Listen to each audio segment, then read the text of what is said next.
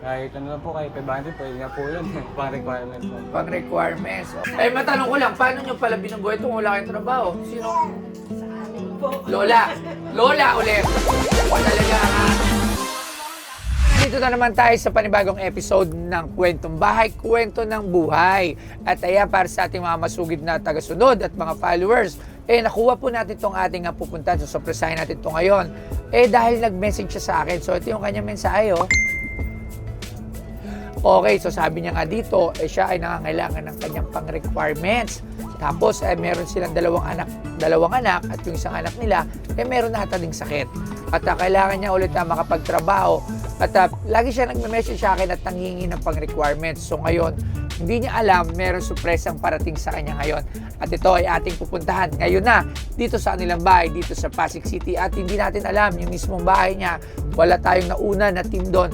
Surprise talaga to. So, ginagawa ko to habang nagmamasipag band kami. Lahat sama-sama na to. So, kita-kits tayo dyan!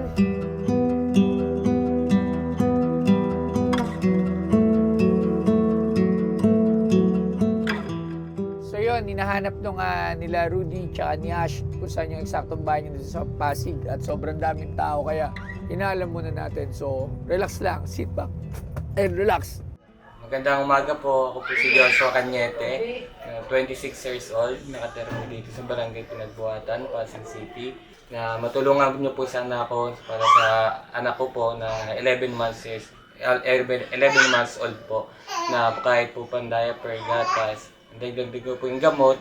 Tapos panimula po para sa bagong trabaho ko po na ina-applyan.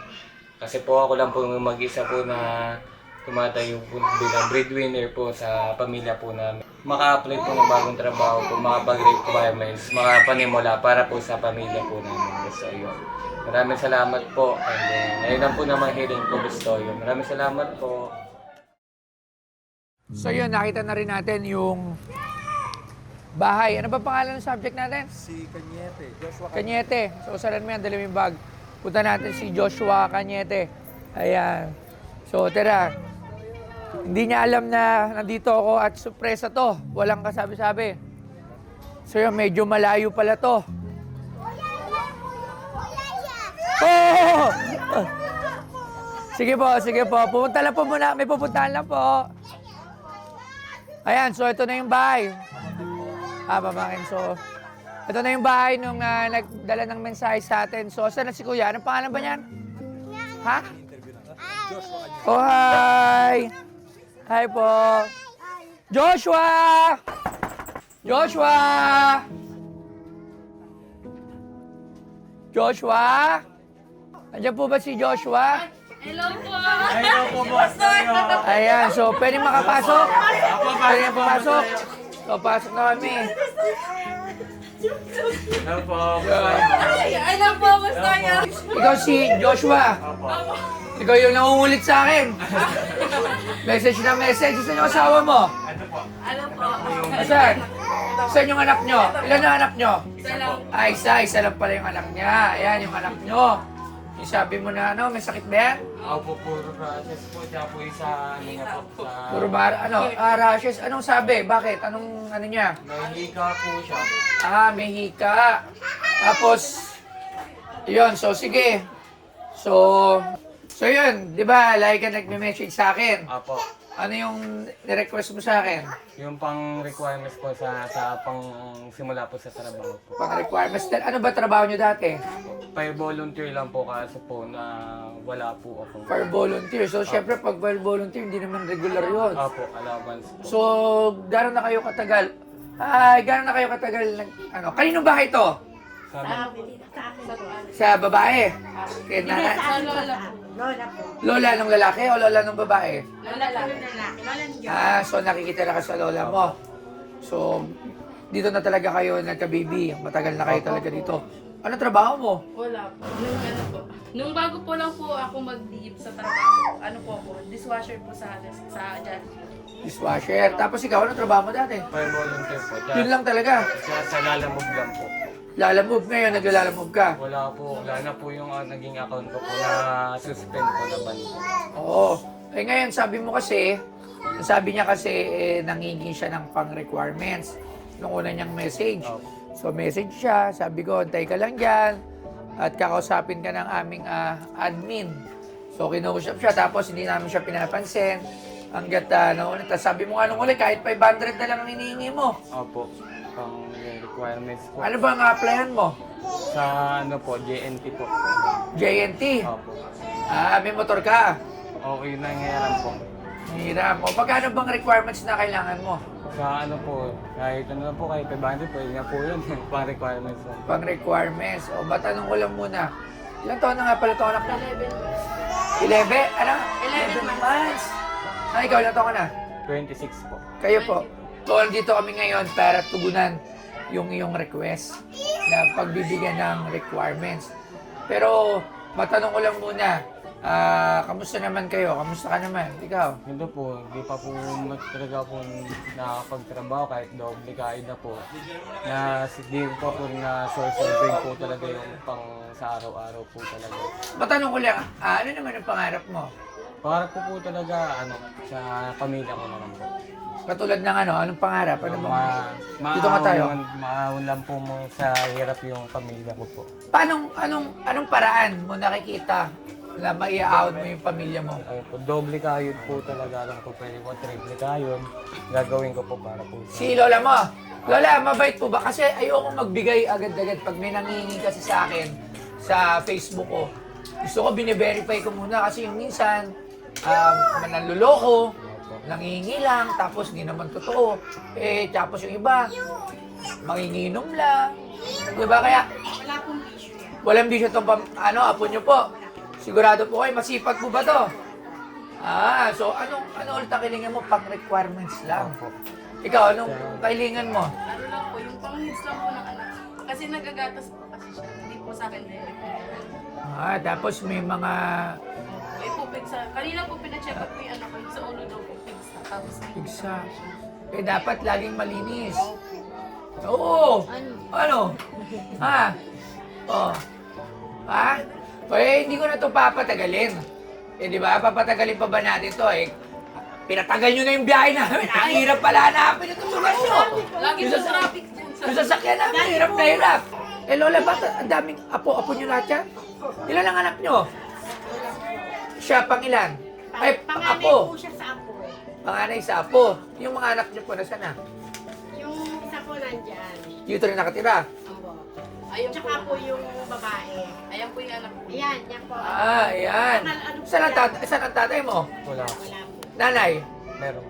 yun yung anak nyo po. Ilan kayo dito sa bahay nyo? Bali, ano po kami dito? Dalawang pamilya. Ilan lahat yon? Bali,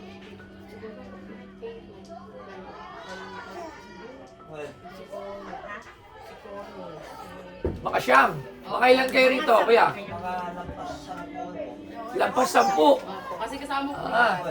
Matanong ko lang, paano nyo pala binubuhay ito kung wala kayong trabaho? Sinong sa amin po. lola? Lola ulit. Iba talaga ang... Ganun po, Lola. Ganun po yung Pilipino kasi. Sa atin tayo, pamilya na tayo Hindi ko na... O, kain muna tayo ng iyaw dahil nagpabili ako kasi gusto ko habang na gano'n tayo. O, kamain muna kayo ng iyaw ayun. Kumain ka kung hindi kita bibira pang requirement. Sige ka. Ayan, ako! Matusok yung baby. Sorry, ito mga apo mo rin lahat to. Ikaw, apo ka rin. Kapatid, eto po kapatid po niya. Apo po siya, kapatid niya. Ito po. Ito lola, apo sa tuhod na. Apo lang. Apo. Apo rin. Grabe na napakapamapagmahal Bali, pa ano ni po, Lola. ang apo ko, 7. Ito. Ito po yung apo ko. Yung isang anak ko po, nakapupo sila. Walang suka. Ate, palagyan naman ng suka, oh. Kaya naman ako dyan ng habang nakain kami rito. Sanay po siro ko dyan. Kain muna tayo, kain. Kain muna tayo. Habang nagkukantuhan tayo. Meron din mga bago. Yung, Isa lang yun. yung bunso kong anak, nakatira sa Palati. Isa pong malaki. Saan po? Palati yung. Palatiw. Saan yung Palatiw? Pasig din. Opo, pasok. Ano naman po trabaho? Tanod po. Tanod. May tanod sa Yung mga ganun trabaho, hindi naman magkano lang naman ang sahod ng talon. Ayun po yung nanay ko po. Ayun po yung mga... Ay, ng mama mo. Pasok po kayo, Nay. Pasok po kayo sa bahay namin. Kain po. So, kayo po nanay niya. Opo. May reklamo kasi. Vlogger po. Hindi, may reklamo kasi sa anak nyo. Ngayon, dadali namin siya. Ipaparehab. Bakit ka ba na ipaparehab namin? Hi. So, si nanay mo, ano nagkatrabaho po? Ano pa trabaho niyo? Housekeeping sa video. So, kayo yung sumusuporta sa apo niyo. Malamang. Pag may extra, May extra. So, dito makikita na naman natin yung pagiging mapagmahal natin sa pamilya natin, tayong mga Pilipino, na yung mga apo, pamangkin, kung sino yung mga may trabaho, sila yung sumusuporta. Ang tanong, kasya po ba?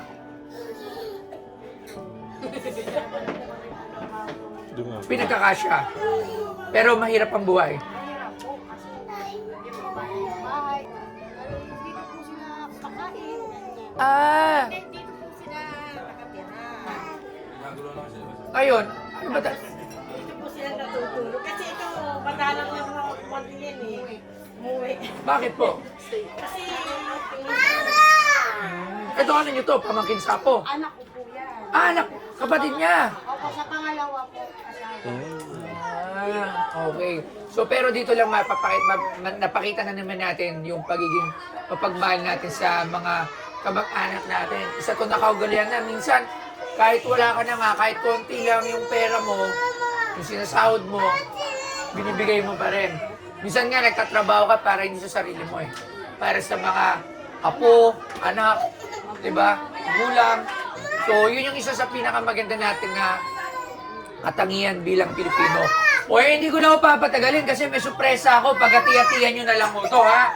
Ako'y nandito mula sa Astron. Mula sa Astron, may bibigay kami sa inyong mga appliances. So, pasok na. Meron ba kayong washing machine? Meron ba kayo? Sira. O, eto na. Ipasok ang washing machine. Ayan. Pero, nagana ba itong TV? Sira. Ipasok ang TV. Meron tayong TV. Oh. Siyempre, kasama natin si Coco Martin. Yan, si Coco Martin. Meron ba kayong... Siyempre, hindi lang yan. Meron pang gas stove. Ayan, oh. Meron ding rice cooker. At siyempre, mainit eh. So, kailangan din natin ng electric fan. Ang hinihingi niya, yung... Di ba alam mo yung kasabihan na kaysa bigyan mo ng isda, bigyan mo ng pangisda. Kasi po lagi ko pinagagalitan yan. Sabi ko maghanap ka na ng trabaho. Eh, wala nga daw po siyang pang-requirement. Wala nga akong pang-requirements. Bibigyan mo kung wala na akong pera. Bibigyan niya sa'yo. Sabi lang. Matanong ko lang sa'yo, meron lang akong, ito ngayon, lipas to, after 10 years, after 10 years, or 10 years after, ano yung gusto mong mangyari sa buhay ng asawa mo at ng anak mo? Ayun po. Bigyan mo ako ng pangako. Ito po, Pag pangako. natupad mo to, meron kang 30,000 pesos, 5 years na lang. After 5 years, natupad mo yung pangako mo, puntahan mo ako, bibigyan kita ng 30,000 pesos. Ano yan? Gusto ko parinig. Pangako ko po sa pamilya ko, una pa lang po talaga, mabigyan po sila magandang buhay, bahay po na hindi na po kami kailangan na umupa pa. At yung Ba, within 5 years, napakabilis nun. Parang hirap nun. Pero pag nagawa mo yan, di ba? pang sa ano po, para sa magandang buhay din po. Pangako ko po talaga sa kanila yung was po na makapagtrabaho po talaga ako. Triple kahit po talaga ako. Boss, pag nagtatrabaho po talaga ako. Triple kahit talaga, ha?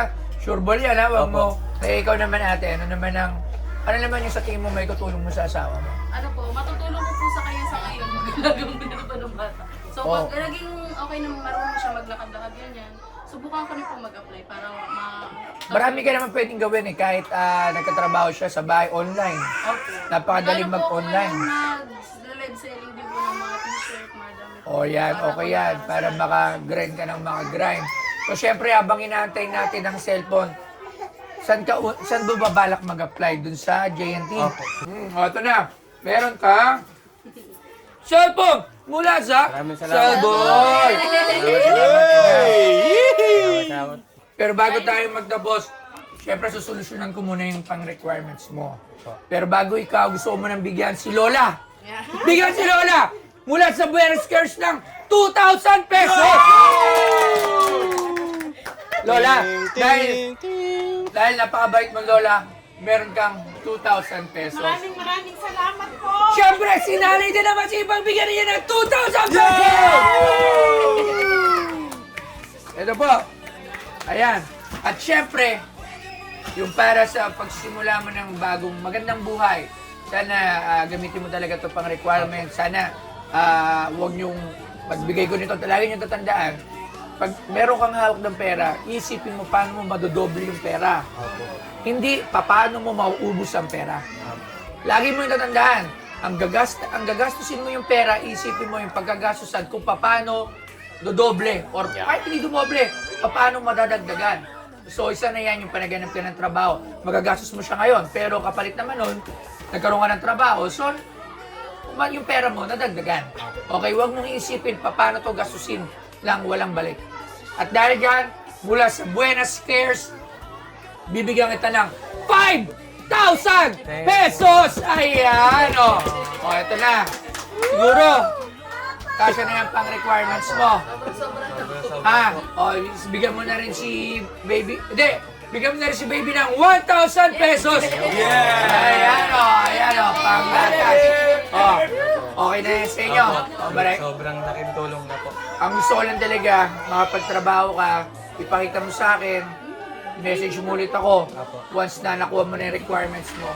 Tapos, balitaan mo lang ako palagi. Apo. Alright, maraming salamat. Salamat po. Ayan, Boss Ayo. maraming salamat nga pala syempre sa mga kasama ko dito, ang Buenos Cares, syempre ang Astron Philippines at ang Cellboy. So, ayun, hanggang sa muli, ito ang Kwentong Bahay, Kwento ng Buhay, kasama syempre walang iba, kundi si Boss Toyo. So, paalam! Hindi kita kilala, pero ramdam kita. Sa kwento mong puno ng kaya ko pa. Kung akala mo ikaw lang ang nasaktan, hindi ka nag-isa. Sabay-sabay tayong lumalaban.